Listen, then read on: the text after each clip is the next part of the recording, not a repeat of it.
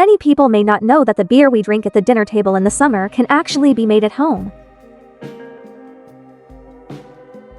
Moreover, this homemade beer has a richer appearance, a slightly bitter taste, and a sweet aftertaste.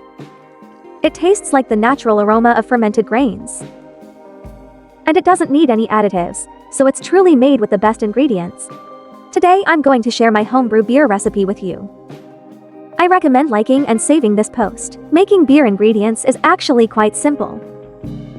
It contains barley malt water, hops, and brewer's yeast. If you're a beginner, I suggest you buy pre-sprouted and dried malt. These are available online, which saves you the trouble of sprouting them yourself. The success rate will be higher. I have 10 kilograms of barley malt here. First, grind it slightly with a meat grinder.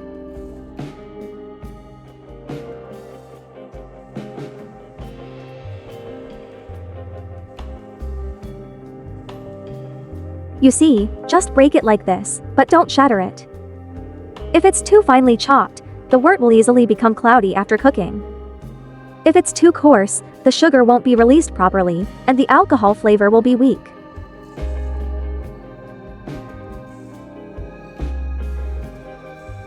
The history of grain-based brewing in China can be traced back 7,000 or 8,000 years. Archaeologists have discovered traces of ancient people brewing wine at the Jiahu site in Henan. Later, by the Xia and Shang dynasties, brewing techniques had become very sophisticated.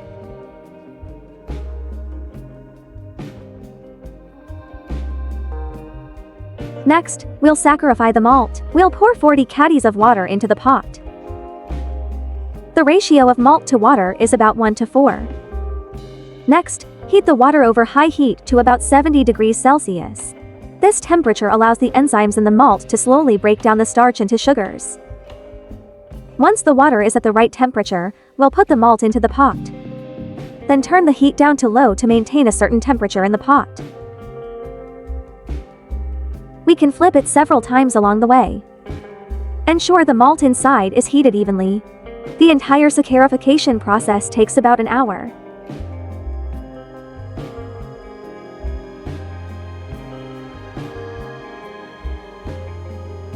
After the peach blossoms are in full bloom, we'll take out the malt.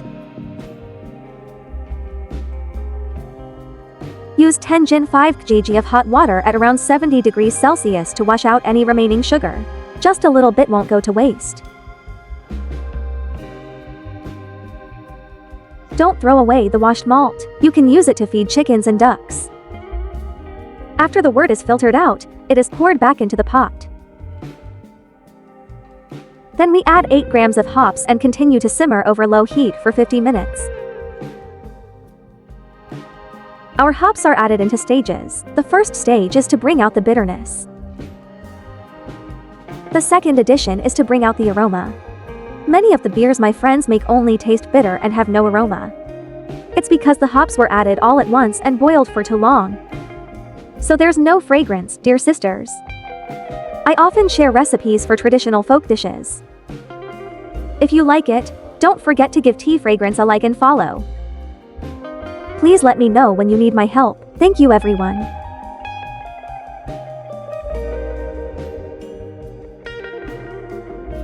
After bringing it to a boil, we turn the heat down to a simmer. This method of cooking wort not only kills bacteria, it can also make the beer more fragrant after simmering for 50 minutes. Let's add a second batch of hops. The second time, I added 15 grams of hops and boiled it for another 10 minutes. After cooking, remove the hops from the pot.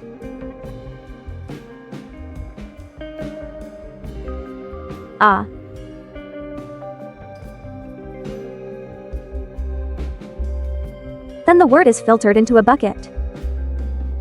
This filtering process removes impurities.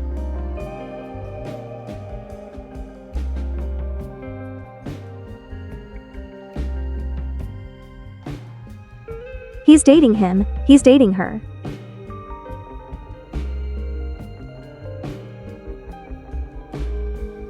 After warming it up, we take a little wort.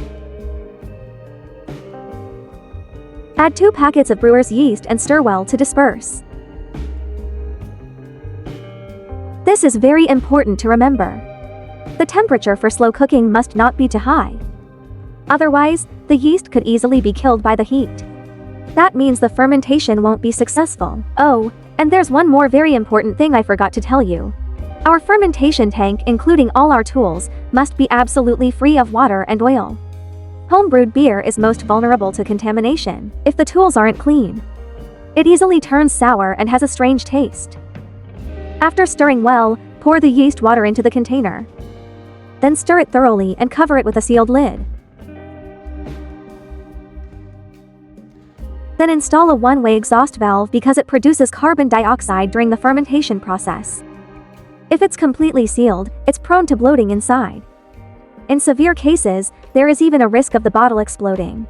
Finally, just put it in a cool, shady place to ferment. The fermentation time is uncertain because it depends on the environment and temperature. Fermentation takes longer at lower temperatures. Fermentation is faster at higher temperatures.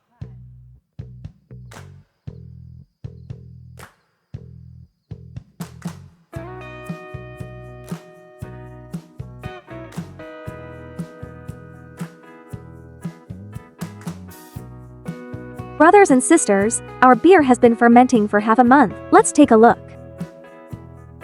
As soon as you open the lid, you can smell a distinct aroma of malt and beer. This ring on top is formed from the bubbles produced during fermentation, which then settled. Now we can bottle it. I've cried too much already.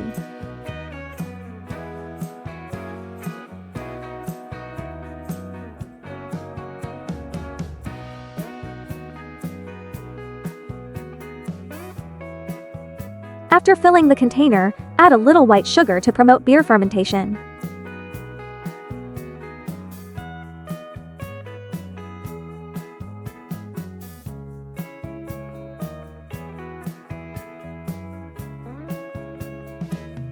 Then put the lid back on and seal it with a sealing tool.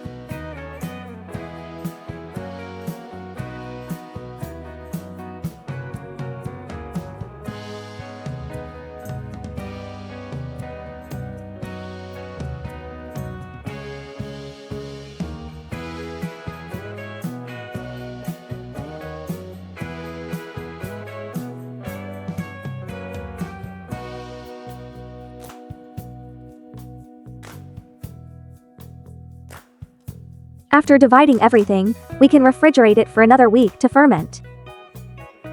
Its texture will be more stable and the foam will be finer.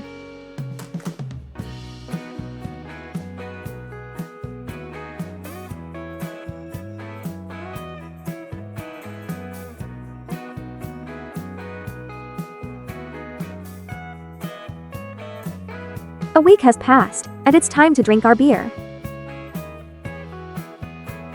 Let's open a bottle first and see if the color we made is deeper and the foam is richer. It doesn't look as light as some industrial beers. I'll try it. The beer flavor is really strong. It's really delicious with a slightly bitter taste and a hint of sweetness. The sisters used malt to ferment and brew wine. It's a craft that has existed in the two-handed culture for a long time. Those who are interested can try it out.